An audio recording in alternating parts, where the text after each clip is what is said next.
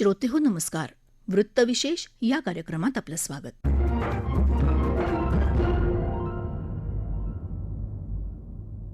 श्रोतेहो, जागतिक पातळीवर भारत एक मोठी अर्थव्यवस्था म्हणून पुढे येतोय.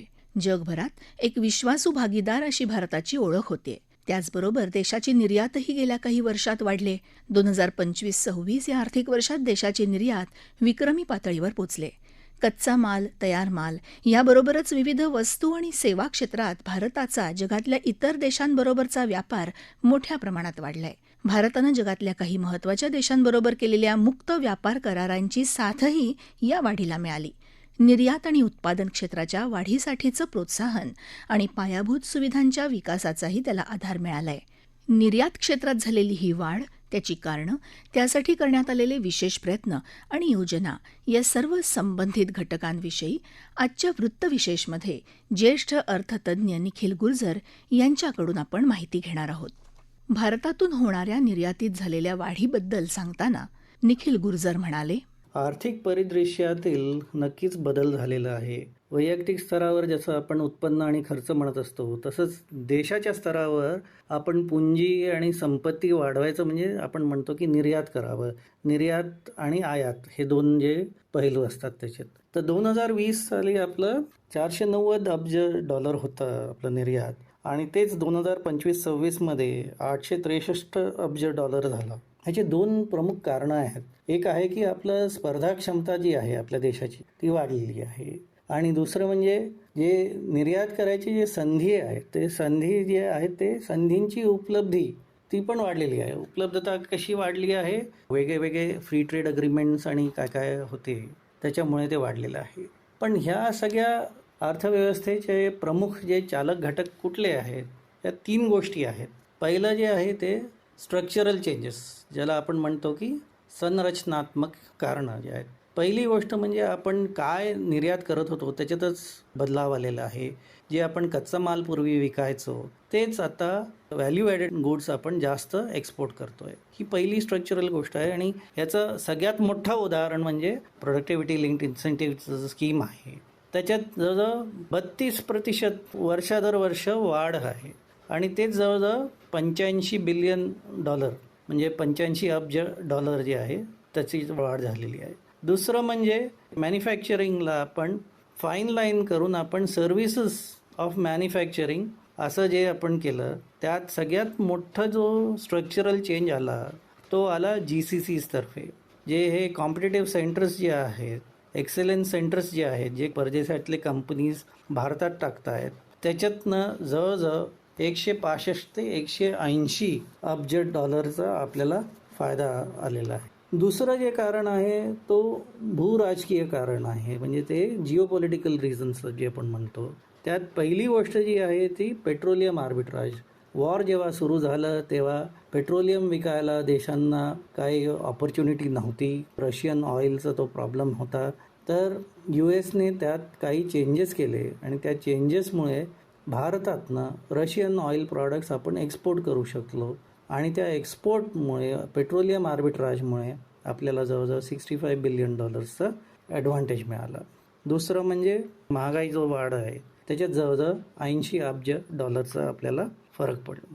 मग इतर गोष्टी होते, जसं की रत्नांचा जो व्यापार आहे, जेम ट्रेड, किंवा मग वस्त्र उद्योग जे आहे, जिथे बाकीच्या देशांनी सांगितलं की आपल्याला चायनावर अवलंबून राहता येणार नाही, आपल्याला स्वस्त तर पाहिजे पण आपल्याला विश्वसनीय पण पाहिजे, आणि त्यासाठी ते भारताकडनं टेक्स्टाईलचं हे बघत होते. तर तिथे आपल्याला जवळजवळ या सगळ्या गोष्टींकडनं आपल्याला जवळजवळ 80 अब्ज डॉलरचा फरक पडला. तर तिसरी गोष्ट जी आहे फ्री ट्रेड अग्रीमेंट, जे की संस्थात्मक रिफॉर्म म्हणतो आपण, किंवा institutional reform. Free trade agreement जी आहे ही जवळजवळ 18 ते 28 बिलियन डॉलर्सचा इथे निर्यात होते. असे हे तीन गोष्टी आपल्या निर्यातीला वाव देत आहेत. श्रोतेहो, एकीकडे जागतिक निर्यात शुल्क प्रणालीमध्ये अनिश्चितता आली असताना अनेक नव्या देशांनी भारताबरोबर मुक्त व्यापार करार केलेत. आजच्या जागतिक परिस्थितीमध्ये हे मुक्त व्यापार करार देशाच्या दृष्टीनं अत्यंत महत्त्वाचे आहेत. या करारांमुळे विविध वस्तू आणि सेवांच्या निर्यातीत आणि निर्यातीच्या संरचनेमध्येही बदल झालाय. या FTAचं महत्त्व ज्येष्ठ अर्थतज्ज्ञ निखिल गुर्जर यांनी सांगितलं. टेरिफ सिस्टममध्ये अनिश्चितता जेव्हा आली त्याच्यामुळे बऱ्याचशा देशांना त्रास झाला आणि जगभरात उथलपुथल सुरू झाला होता.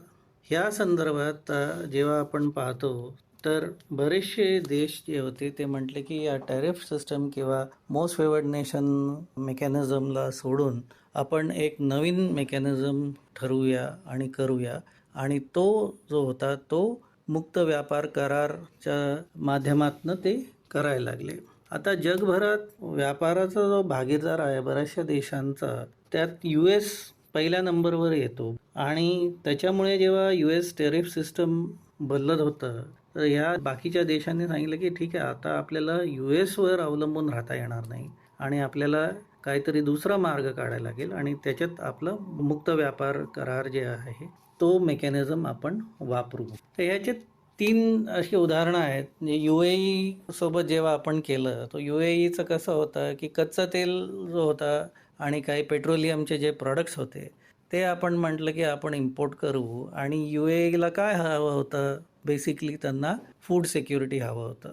तर हा जो होता हा एनर्जी हेजिंग म्हणजे जोखीम बचाव जे म्हणतो आपण हेजिंग, तर ऊर्जाचा जो हेजिंग होता तो हेजिंग आपल्याला UAE तर्फे जो भेटला, आणि हा जो खूपच महत्त्वाचा हा जो करार आहे ह्याच्यामुळे आपल्याला खूपच फायदा झालेला आहे, बिकॉज आपले कॉस्ट जे आहेत ते कंट्रोलमध्ये यायला. दुसरं एक्झाम्पल जो आहे तो आहे की आपण ऑस्ट्रेलियासोबत जे FTA केलं तेव्हा ऑस्ट्रेलियामधनं आपल्याला क्रिटिकल मिनरल्स जे आहेत ते लिथियम, कोबाल्ट वगैरे जे आहेत आणि युरेनियम सप्लाय जे आहेत, ह्या सगळे मिनरल्स आपल्याला भारतात इझिली इम्पोर्ट करता येतील असं हा एक करार होता. तर या करारातर्फे आपण जे एक्झिक्यूट करतोय त्यामुळे आपले इलेक्ट्रॉनिक इंडस्ट्री किंवा डिफेन्स इंडस्ट्री आणि पॉवर इंडस्ट्री हे सगळे जे आहेत ह्या सगळ्यांना आपल्याला ॲडव्हान्टेज किंवा बेनिफिट मिळणार आहे. आणि वरून आपले जे प्रॉडक्ट्स आहेत, खासकर फार्मा प्रॉडक्ट्स जे आहेत ते फार्मा प्रॉडक्ट्स आपण ऑस्ट्रेलियात पण विकू शकू. ऑफकोर्स ह्याच्यात ऑस्ट्रेलियाचे पण प्रॉडक्ट्स इंडियात येतील आणि तसं म्हणजे दोन्ही देशांना याचा एक पॉझिटिव्ह इम्पॅक्ट येणार आहे. तिसरं एक एक्झाम्पल जो आहे तो UKचा आहे. UKचा जो मुख्य व्यापार करार जो आहे तो अजून इफेक्टिव्ह झालेला नाही आहे, पण त्याच्यात पण फार्मास्युटिकल आणि अभियांत्रिकी उत्पादनं जे आहेत, इंजिनिअरिंग गुड्स आणि टेक्स्टाईल जे आहेत, टेक्स्टाईल जे पूर्वी ते बांगलादेश आणि व्हिएटनामकडनं घ्यायचे ते आता भारतातनं जेव्हा घेतील 0% टेरिफ, तर आपलं हे कॉम्पिटिटिव्हनेस जे आपण म्हटलं होतं की आपली स्पर्धा क्षमता वाढलेली आहे आणि आपण त्या देशांसोबत कम्पीट करू शकू. तर ह्या टॅरिफ अनसर्टनिटीमुळे आपल्याला हे FTAs जे आहेत, मुक्त व्यापार करार जे आहेत, त्यामुळे आपल्याला जवळजवळ 28 बिलियनचा आत्तापर्यंत फायदा होतोय आणि पुढे जाऊन हा जवळजवळ 105 अब्ज डॉलरपर्यंत पोचायची क्षमता आहे पुढच्या 3 वर्षात. श्रोतेहो, देशाच्या निर्यात वाढीमध्ये विविध घटक अंतर्भूत असतात. यात उत्पादन, लॉजिस्टिक, तांत्रिक कौशल्य याबरोबरच निर्यात शुल्कही महत्त्वाचं ठरतं. देशात कमीत कमी निर्यात शुल्क म्हणजे टॅरिफची आकारणी आणि देशांतर्गत उत्पादनांना देण्यात आलेलं प्रोत्साहन हे तर आहेच. त्याचबरोबर केंद्र सरकारच्या उत्पादनाशी जोडलेलं प्रोत्साहन अर्थात प्रोडक्शन लिंक्ड इन्सेंटिव्हचाही मोठा वाटा आहे. या PLIचा निर्यात वाढीला कसा फायदा झाला याबाबत निखिल गुर्जर यांनी माहिती दिली.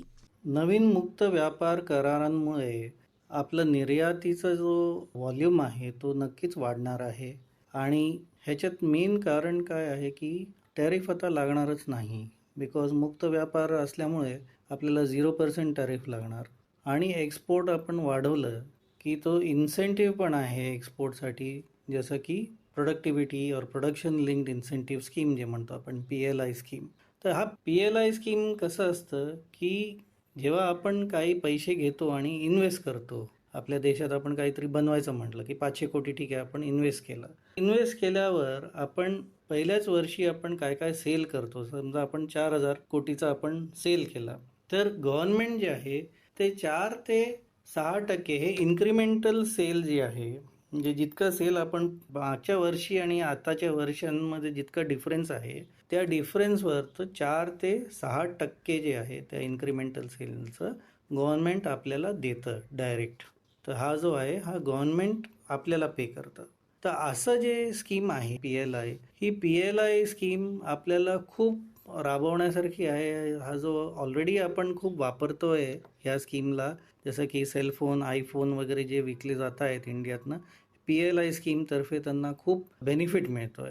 बरेचसे हे जे मुक्त व्यापार करार जे आहेत, ह्यांच्यामुळे ते मोस्ट फेवर्ड नेशन्सचे जे 12% किंवा 16% फुटवेअर, अपॅरलचे वगैरे जे आहेत, UKचे उदाहरणार्थ, ते आता शून्यावर आले. म्हणजे तिथे टॅरिफच नाही आहे. तर डेफिनेटली हा जो लो टॅरिफ आणि एक्सपोर्ट इन्क्रीमेंट आणि हा जो इन्सेंटिव्ह जो आपण म्हणतोय PLI स्कीमचा जो आहे, ह्याच्यामुळे नक्कीच वाढ होणार आहे आपल्या निर्याती. श्रोते हो, निर्यात वाढीचा फायदा जसा देशाच्या आर्थिक प्रगतीला होतो, त्याचबरोबर त्या माध्यमातून मोठ्या प्रमाणात रोजगार निर्मितीही होत असते. यामुळे देशातल्या तरुणांसमोरही नव्या संधी निर्माण झाल्यात. याविषयी निखिल गुर्जर यांनी माहिती दिली. PLI स्कीम जे आहे तो मेक इन इंडिया प्रॉडक्टसाठी आहे. म्हणजे जे आपण नॉर्मली आयात करत असतो ते प्रॉडक्ट आपण इंडियातच बनवलं तर मग त्याला PLI स्कीम लागू पडते. तर आता देशात एक नवीन DESH बिल जे म्हणतो तो GCCसाठी आहे आणि नवीन SEZचा बिल जो आहे तो पण पास झालेला आहे. आणि त्या बिलमध्ये बेसिकली आपल्याला वाव कुठल्या सेक्टर्समध्ये भेटणार आहे, आर्टिफिशियल इंटेलिजन्स अँड अपस्किलिंग आणि डिफेन्समध्ये. म्हणजे कौशल्य वृद्धी जी आहे आणि आर्टिफिशियल इंटेलिजन्सचे जे सर्व्हिसेस जे आहेत, AI सर्व्हिसेस आणि डिफेन्स, ह्या एरियाजमध्ये सगळ्यात जास्त त्यांना वाव मिळणार आहे. आणि ह्याला आपण टॅलेंट आर्बिट्राज म्हणतो. म्हणजे जे टॅलेंट जे आपल्याला भेटतोय दुसऱ्या देशांमध्ये आणि आपल्या देशात जे टॅलेंट भेटतोय, तर ह्या टॅलेंटमध्ये त्यांना खूपशे संधी मिळणार आहेत. आणि जसं मी सांगितलं, कागदपत्र सोपीकरण जे आहे, जे या करारांतर्फे झालेलं आहे, त्यामुळे एक्सपोर्ट ऑपॉर्च्युनिटीज इतके वाढलेत की छोटे कंपनीज जे आहेत, स्मॉल स्केल इंडस्ट्रीज किंवा SMEs आणि इंडिव्हिज्युअल एंटरप्रेन्युअर्स, ते पण एक्सपोर्ट करू शकतात आणि त्या एक्सपोर्ट्ससाठी व्यवस्थित चॅनल डेव्हलप करत आहे आपल्या देशात. टॅलेंट आर्बिट्राज म्हणजे काय हे जरा आपण समजून घेऊ. टॅलेंट आर्बिट्राज म्हणजे देशात जे आपले एम्प्लॉयमेंट कॉस्ट कमी असते, पगार कमी असतो लोकांचा, तिथून आपण काम करून घ्यायचं आणि ज्या देशात त्या सर्व्हिस किंवा त्या उत्पन्नाला जास्त पैसे मिळतील त्या देशात आपल्याला विकायचं आहे. थोडक्यात स्वस्तात काम करून घेणे आणि ते जास्त चांगल्या व्हॅल्यू बेस्ड मार्केटमध्ये विकायचं. तर हा जो टॅलेंट आर्बिट्राज आहे, ह्याच्यात युवकांना आणि आपल्या तरुण पुढच्या पिढीला डेफिनेटली ॲडव्हान्टेज घेता येईल आणि त्यांनी घ्यावं पण. बिकॉज आपले जे करार जे आहेत ते करार या टॅलेंट आर्बिट्राजला खूप सपोर्ट करतात. तर ह्या सगळ्या गोष्टी ज्या आहेत ह्यांचे पॉझिटिव्ह इफेक्ट्स नक्कीच आपल्याला पाहायला भेटणार आहेत आणि नक्कीच ह्याच्यामुळे आपली पुढील पिढी जी आहे ती ह्याचे उपयोग व्यवस्थित करू शकते आणि ह्याचा लाभ घेऊ शकतात. श्रोते हो, देशाच्या प्रगतीच्या दृष्टीनं घडत असलेल्या विविध सकारात्मक बाबींचा प्रभाव देशाच्या निर्यातीवर पडतोय. त्यामुळेच गेल्या अनेक वर्षातली विक्रमी निर्यात नोंदवली गेली. जागतिक परिस्थितीचं सूक्ष्म अवलोकन आणि त्या अनुषंगानं उचललेल्या पावलांचा फायदा सर्व क्षेत्रांबरोबरच देशातल्या तरुणांना रोजगार मिळण्यात आणि त्यांच्या कौशल्याला मिळालेल्या संधीत होणार आहे.